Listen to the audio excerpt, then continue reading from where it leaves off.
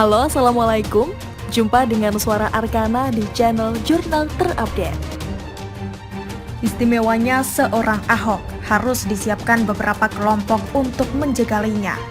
Ditulis oleh Jaya Surbakti di siworld.com. Sebelum kita lanjut, jangan lupa subscribe dan nyalakan loncengnya agar Anda menjadi yang pertama mendapatkan informasi dari Jurnal Terupdate. Dalam pertandingan sepak bola, sudah ketentuannya bahwa jumlah pemain antara kedua klub yang bertanding adalah sama.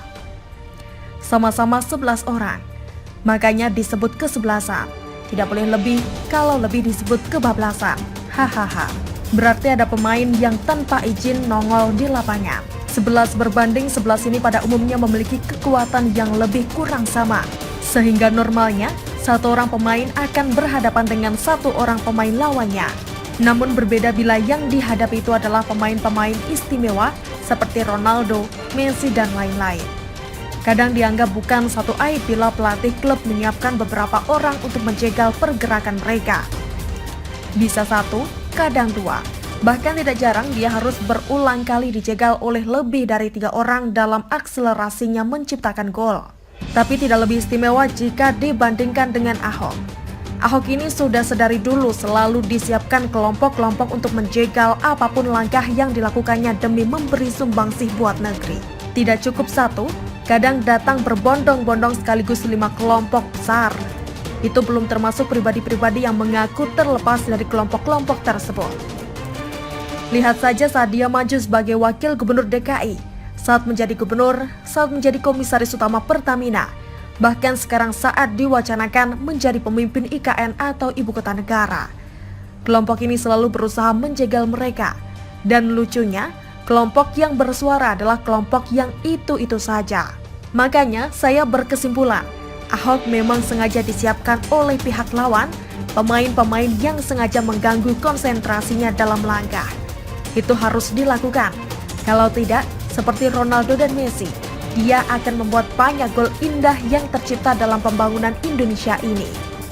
Segala macam cara harus dilakukan, baik itu sliding murni atau kalau perlu mematahkan kaki yang berujung kartu merah. Wajib hukumnya membendung pergerakan seorang Ahok, tapi tidak bisa dilakukan secara terang-terangan oleh tokoh per tokoh, apalagi yang sudah cukup dikenal masyarakat. Harus dikondisikan sedemikian rupa sehingga yang bergerak itu adalah sebuah kelompok atau ormas. Namun suara yang dilantunkan sebenarnya pesanan dari penggerak kelompok-kelompok ini. Suaranya pun tak perlu masuk dalam nalar, yang penting bersuara.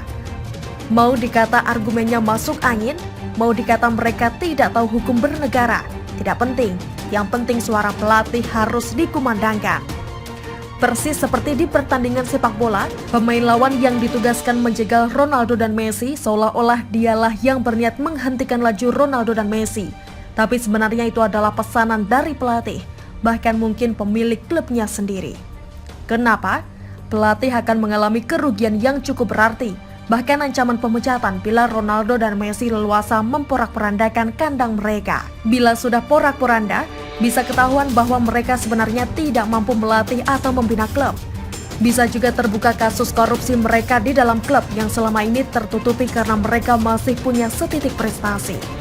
Namun bila prestasi sekecil apapun sudah dihancurkan dengan hujaman gol-gol dari Ronaldo dan Messi, maka pemegang saham klub bisa kurang kerjaan dan mulai menyelidiki apa sebenarnya penyebab dasar dari ketidakmampuan mereka ini.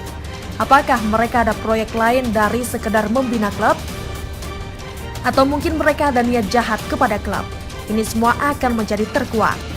Maka menjadi maklum bagi kita bila Ahok juga, sama seperti Ronaldo dan Messi, akan selalu dijegal dan dijegal lagi, apapun bentuk langkahnya untuk berbuat bagi negeri. Kecuali bila memang mereka beraktivitas tidak di dalam lini yang ditakutkan oleh pelatih ini, maka keberadaan mereka pun tidak akan diminati. Contoh, kalau Ronaldo dan Messi dimutasi sebagai bagian pertahanan saja, atau bahkan sebagai penjaga gawang, maka pelatih lawan tidak akan ambil pusing harus menyiapkan 2-5 orang untuk menjegalnya. Bahkan yang ada mereka yang akan berusaha lepas dari jegalan Ronaldo atau Messi. Begitupun bila Ahok, misalnya masuk ke ranah swasta saja, mungkin jadi direktur sebuah pabrik benang, atau supervisi Sol Sepatu Ekspor, mereka tidak akan peduli dengan Ahok. Karena kepentingan mereka atas negeri tidak menjadi bersinggungan dengan keberadaan seorang Ahok.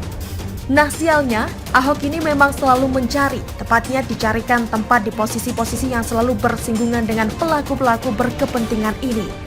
Makanya, pantas akhirnya jegal-menjegal sudah menjadi tradisi buat mereka selama memang Ahok orangnya. Dan bagaimana menurut Anda? Silakan tulis komentar di kolom komentar. Jangan lupa untuk like, subscribe, dan share. Hargana pamit. Wassalamualaikum warahmatullahi wabarakatuh. Sampai jumpa.